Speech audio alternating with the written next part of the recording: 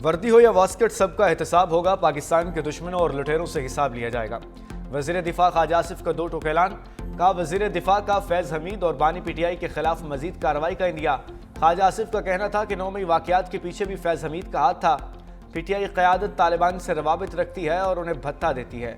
ख्वाजा आसिफ का मजीद कहना था, फैज़ और बानी पीटीआई का गठजोड़ जारी रहता तो मुल्क अंदर से तबाह हो जाता।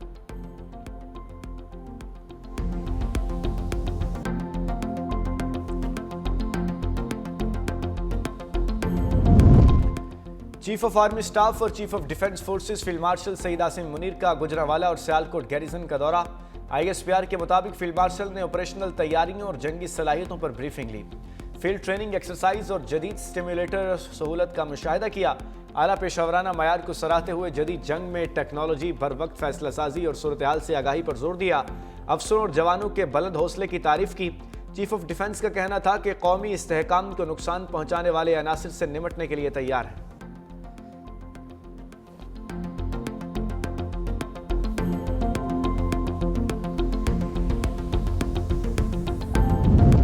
पाकिस्तान और IMF के दरमियान अगले जायजा मुज़ाकरात मार्च 2026 में मुतवक्के। ज़राए के मुताबिक तोसई फंड फैसिलिटी और क्लाइमेट फाइनेंसिंग प्रोग्राम्स पर बैक वक्त बातचीत होगी।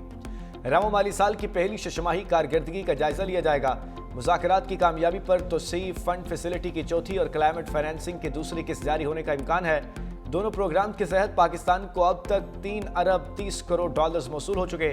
पाकिस्तान इस वक्त IMF के साथ 7 अरब डॉलर्स की EFF और 1 अरब 40 करोड़ डॉलर्स की एक क्लाइमेट फाइनेंसिंग प्रोग्राम में शामिल है।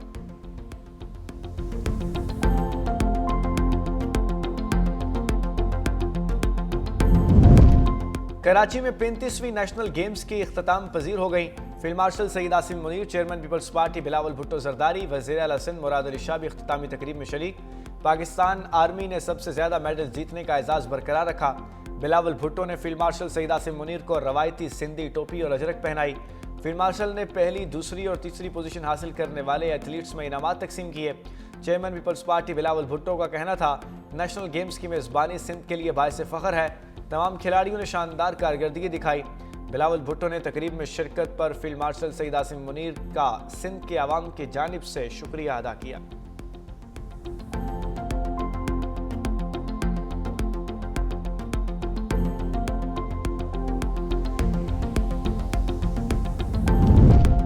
सरकारी मुलाजमीन के असासे पब्लिक करने के लिए कानून साजी हो चुकी। मईशत चलेगी तो मुल्क चलेगा। वज़ीर ख़जाना मोहम्मद औरंगज़ेब का कहना है कि अलमिया है, मुआशी पॉलिसियों में रोज़ तब्दीली होती है। तनख्वाहदार तबके पर इजाफी बोझ है। प्राइवेट सेक्टर को मुल्क को लीड करना होगा। पास्को को बंद कर रहे हैं। महंगाई की शरह कम हुई। हुकूमत इक़दामात से हालात बेहतरी की जानिब गामज़न है।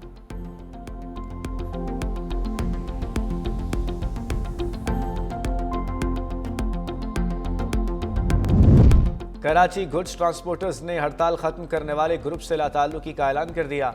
चार्टर ऑफ डिमांड की मंजूरी तक हड़ताल जारी रखने का फैसला किया गया। बस ट्रांसपोर्टर्स ने हुकूमती दबाव में हड़ताल खत्म करने के दावों की तरदीद कर दी। General secretary goods transporters association Nadeem Akhtar Arain कहते हैं, मुकदमात और गिरफ्तारियों से हड़ताल खत्म नहीं होगी। मोटरवेज बंद करने की धमकी दे दी। हड़ताल से मुताल्लिक हतमी फैसला कराची से किया जाएगा।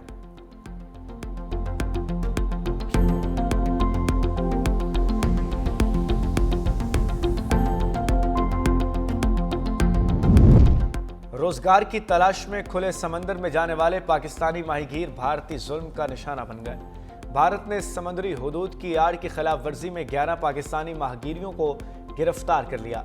माहीगीरों ने ताल्लुक कराची के इलाके इब्राहिम हैदरी के एक ही खानदान से है। गिरफ्तार माहीगीरों में 2 बच्चे भी शामिल हैं।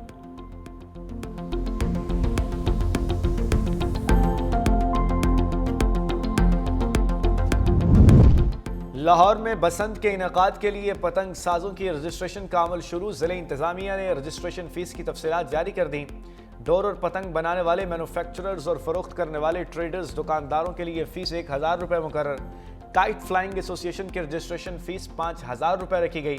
पतंग साजों और डोर बनाने वालों के लिए फॉर्म है, जबकि काइट फ्लाइंग एसोसिएशन के रजिस्ट्रेशन के लिए फॉर्म C इस्तेमाल होगा।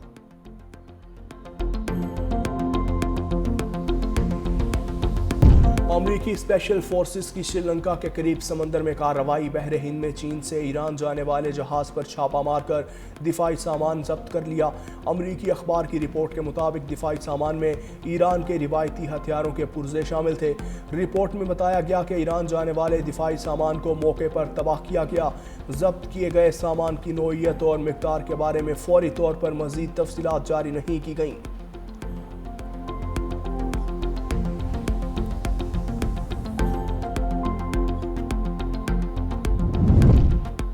मकबूजा जम्मू कश्मीर में भारतीय जुल्म और बर्बरियत का तसलसल। मोदी सरकार के जेर साया काबिज भारतीय एजेंसियों ने एक और कश्मीरी नौजवान को अगवा के बाद बेहमाना तशद्दुद से कत्ल कर दिया। खालिद शरीफ भट्ट की मुसख शुदा लाश विजयपुर से मिल गई। सोगवार खानदान का शदीद एहतजाज। हुर्रियत रहनुमाओं की भी शदीद मजम्मत।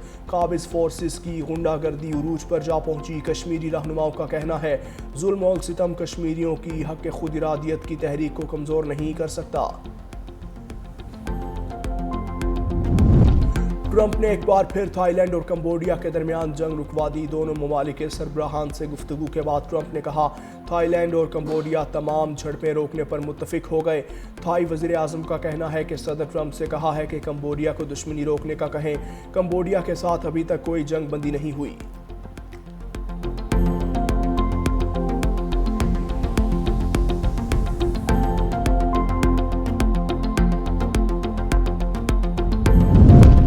इसराइल ने प्राइमरी स्कूलों में मोबाइल फ़ोन पर पाबंदी आयद कर दी। वजारत तालीम का कहना है पाबंदी का यह फैसला बच्चों पर स्मार्टफोन्स के बढ़ते हुए मनफी असरात को मद्देनजर रखते हुए किया गया। पाबंदी से मुतल्लिक क्लासरूम में आगाही प्रोग्राम और वालिदैन के साथ मुकालमे का इनेकाद भी किया जाएगा।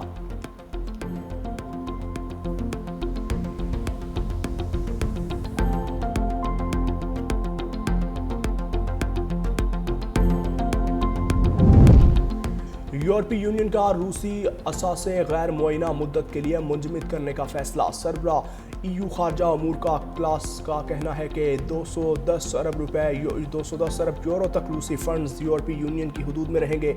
रूस को फंड्स की वापसी के लिए यूक्रेन को मुकम्मल मुआवजा अदा करना होगा। मुज़ाकरात में संजीदगी के लिए रूस पर दबाव बढ़ाते रहेंगे। यूक्रेन की तवील मुद्दती माली इमदाद हमारी तरजीह है।